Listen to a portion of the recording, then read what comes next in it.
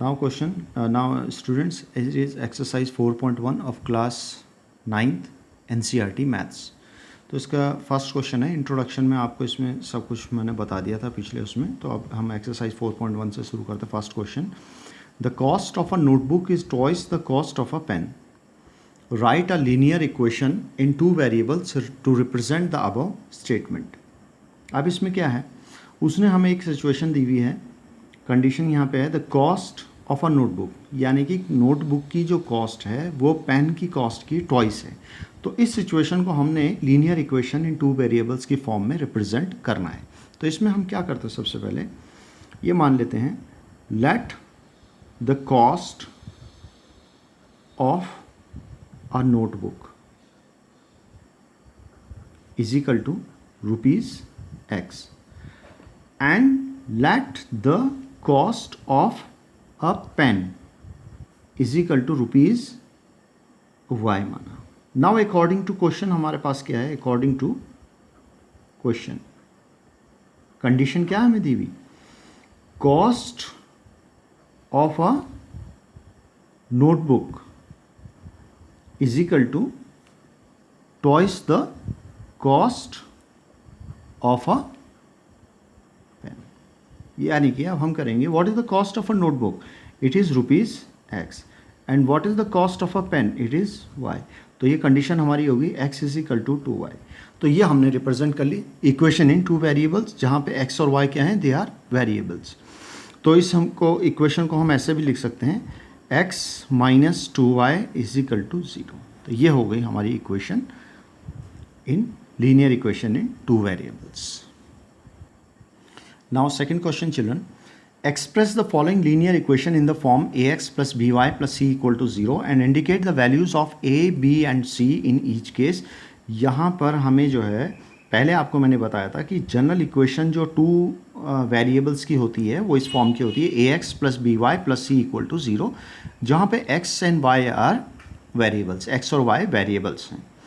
तो हमें जो इक्वेशंस नीचे दी हुई हैं उनको हमें इस फॉर्म में एक्सप्रेस करना है, A X plus B Y plus C की फॉर्म में, और उसमें से ए बी और सी की वैल्यू फाइंड करनी है। तो सबसे पहला जो पार्ट है क्वेश्चन नंबर 2 का फर्स्ट पार्ट देखिए, इसे ये है 2x plus 3y is equal to 9.35 bar, यानी कि 5 के ऊपर 35 के ऊपर बार है। तो अब इसमें क्या है, हमारे पास x का भी कोफिशिएंट है, y वेरिएबल का भी कोफिशिएंट है और c वाला कांस्टेंट टर्म भी है। तो इसे हम सबसे पहले लिखेंगे 2x प्लस 3y माइनस 9.35 बार, या हम इसे ऐसे भी लिख सकते हैं 2x plus 3y plus minus 9.35 bar equal to 0। अब हम इसे कंपेयर कराएंगे ax plus B Y plus C equal to 0 से। तो हमें क्या मिलेगा, ax is equal to 2x, तो a इज इक्वल टू 2, ये मिल गया। B Y equal to 3y, तो ये हो गया b equal to 3, and next is c equal to minus 9.35 bar. तो हमारे पास आंसर हो गया a equal to 2, b equal to 3 and c equal to minus 9.35 bar. Now next part children, it is x minus y by 5 minus 10 equal to 0। Again ये x और y में दोनों variables इसमें दिए हुए हैं और कांस्टेंट टर्म भी हमारे पास यहाँ पे है। तो हम इसे सबसे पहले स्टैंडर्ड फॉर्म में लिख लेते हैं, x plus minus 1/5 of y plus minus 10 equal to 0। अब हम इसे कंपेयर कराएंगे ax plus B Y plus C equal to 0। तो हमारे पास यहाँ देखेंगे ax, तो अगेन जैसे पीछे बताया था आपको, सेम वैसे ही कंपैरिजन करेंगे। तो a इक्वल टू कितना मिल जाएगा यहाँ पे 1, b हमें मिल गया माइनस 1/5 एंड c हमें मिल गया माइनस 10।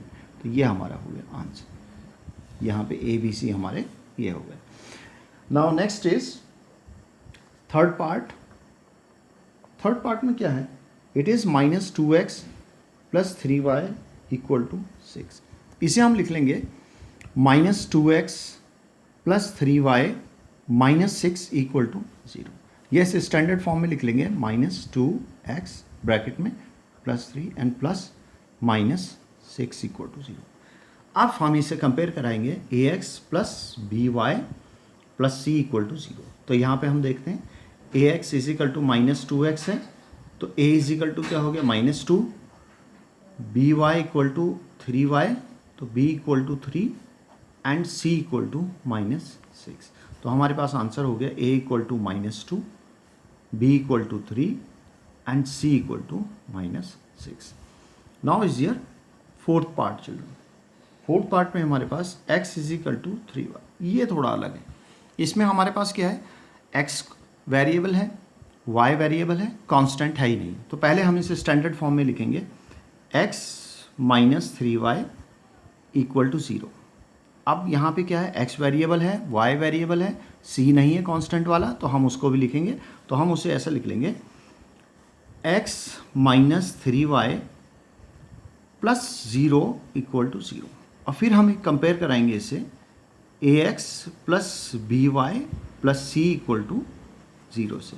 तो ये क्या हो जाएगा हमारा, ax is equal to x, तो a इज इक्वल टू 1, ये हो गया by इक्वल टू -3y, तो b इक्वल टू क्या हो गया -3 and c equal to 0। c था ही नहीं तो 0 ही होना था उसने, पर हमें रखना पड़ता है स्टैंडर्ड फॉर्म में कंपेयर कराने के लिए। तो हमें आंसर में मिल गया a is equal to 1, b is equal to -3 and c equal to 0। Now next is your fifth part.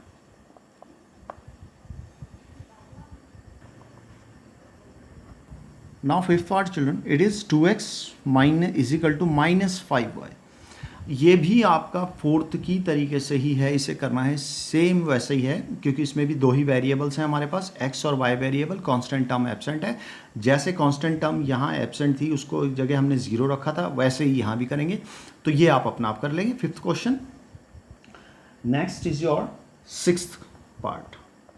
Sixth part में क्या है, 3x प्लस 2 इक्वल टू 0। अब ये थोड़ा अलग है, इसमें क्या है आपके पास, x है, y नहीं है वेरिएबल, और कांस्टेंट टर्म है। तो हम इसे सबसे पहले स्टैंडर्ड फॉर्म में लिखेंगे 3x प्लस 0y, जो नहीं है वो 0 है, प्लस 2 इक्वल टू 0। अब हम इसे कंपेयर कराएंगे ax plus by plus c equal to 0 से। तो ये हमारा हो जाएगा 3x is equal to ax और a इज इक्वल टू हमें मिल गया 3। This is your answer. And 0y equal to by, तो ये हमारा b इक्वल टू कितने क्या मिल गया हमें यहाँ पे 0, it is answer b equal to 0 and c equal to यहाँ पे 2, दिस इज योर आंसर। तो हमारे को मिल गए हैं a is equal to 3, b is equal to 0 and c equal to 2। Now childrens seventh part, it is y minus 2 equal to 0। अब इसमें क्या है आपके पास, x वेरिएबल नहीं है, y वेरिएबल है और कांस्टेंट टर्म है। तो अब आप क्या करेंगे, सबसे पहले इसे स्टैंडर्ड फॉर्म में लिखेंगे। 0x मैंने बताया था, जो नहीं होता उसे ऐसे लिखते हैं 0 की फॉर्म में, plus 1y minus 2 equal to 0, या हम इसे कर लेंगे 0x plus 1y plus -2 equal to 0। अब हम इसे कंपेयर कराएंगे ax plus by plus c की फॉर्म में। तो a हमारे को मिल जाएगा 0, जैसे पीछे हमने पार्ट में किया था सिक्स्थ पार्ट में। b हमारे को मिल जाएगा 1 और c हमारे को मिल जाएगा -2 and this is your answer. तो चिल्ड्रंस इसका 8th पार्ट भी है, वो भी आप अपने आप करेंगे। 5 इज इक्वल टू 2x, वो भी आपको सब बता रखा है। तो इसी तरीके से आप इसके 1 से लेके 8 तक जो मैंने करवा लिए, उनके बेस पे जो नहीं करवाए उन क्वेश्चंस को अपना आप सॉल्व करने की आप कोशिश करेंगे इसमें।